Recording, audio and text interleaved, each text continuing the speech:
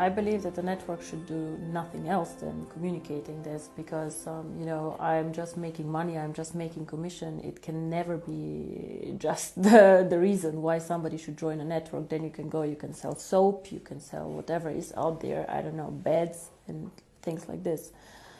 I think understanding cryptocurrency is actually the key, and this is something that I wish for on the events to happen more. I have been, unfortunately, to some events myself where I was listening for an hour and I had no idea what this company does. So the unique thing about us is education, and then if somebody wishes, the cryptocurrency. Of course, cryptocurrency can change the world, and I believe it will. The question is, will it be tomorrow, will it be in a year, or in 2 years, or in 3? It is unstoppable. It already started. The interesting thing about cryptocurrency is it is so global that it is very difficult even to stop it. So much better than trying to stop cryptocurrency, in my opinion, is to regulate cryptocurrency. Just to regulate cryptocurrency as part of the financial landscape. We are not banks, for sure not, but to make some rules for people out there, because today everybody can go and create a cryptocurrency and start collecting money. This is not the way it should be. So what we, for example, do is we already started doing KYC procedures, things that you normally do for opening a bank account. Or if you're a merchant and you want to join us, you still have to provide us with some documents so we know what do you sell, what is happening, why is money being transferred. We don't have to, but we do this. So this is one thing with the merchants. It's a lot of freedom of business. For example, for the European market, if you're a small, innovative Swedish company, what can you do? You can develop some cool software, you can do things. Most of us are in the digital network, they are doing interesting things. And then you want to sell it to other markets. It can be Asia, it can be India, it can be everywhere. But China and India are very difficult to sell things to. They do not have the free capital flows that we have. So you might find a Chinese buyer, but it's difficult for you to get a payment. And it's very frustrating because you're a small company, you focus on software, you do not focus on international payments. If you're a big company, you can do this, but you don't have the know-how. Now here, cryptocurrency can help you, because Onecoin is very strong in China and is very strong, for example, in Europe. So what you can do is you can put your software in our shop that is starting now in next year. You can put up the price, whatever the price is that you would like, and then a transaction between a Chinese buyer and a European buyer can happen like this. Within 1 minute, the transfer is done.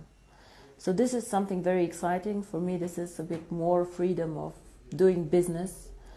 And the second thing, as you say, is the unbanked. Now, the unbanked, I don't know if you had a look what happened in India. India is a cash economy, so a lot of the poorer people who do not have a bank account for several reasons. Poor people normally do not trust banks. Poor people hoard the money for emergency.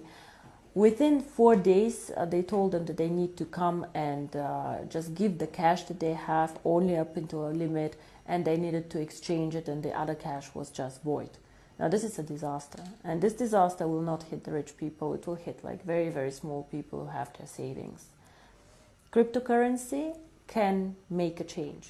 Now, you ask me, if a person is so poor he doesn't have a bank account, how will he deal with cryptocurrency? A lot of people have access to phones, so if you manage to link cryptocurrency to a phone, and of course it's already linked to the internet, you can give these people so many more options how to bank with us. So a cryptocurrency provides just another corridor how they can make money movements and how can they join the financial system. But we have to be very, very clear on this. This is probably the most complex part of what we're doing. The merchants, I believe, is quite simple to put together. Then you have to grow the merchant network. You have to be attractive, low-cost opportunity, fast, reliable, fine. But the remittances, you always need a point where cash gets collected. And this is the second part of the strategy, which will come most probably only after we open the coin for everyone. You need to make sure that there are points where you can make the virtual currency real. So where cash can come in that people have, they can send somewhere and then they can get the cash and go to the supermarket and spend it. Can work, for example, if you get several partners to join. It can be a phone company because you go and pay your phone bill, or you can just charge on your phone bill the cryptocurrency and back. It can be a big gas station chain, for example. It can even be a supermarket chain. Like if it's a big chain, they can take cash in for you, they can give cash out. For example, in Germany, a lot of supermarkets started giving cash out with your card. So the same can be done for cryptocurrency. You just need to find a lot of points and a lot of partners, again, a network, where they support the idea of cryptocurrency. And to be honest, I believe that this will happen because banks currently have a monopoly on many things, and they do not treat some of their clients in a good way. So I believe that the second system, a financial system, will be created and somehow will happen. How fast, I cannot tell you, but there's always this tipping point theory. Things start, grow, at one point of time, they just reach a point where it just gets inevitable and just like goes out.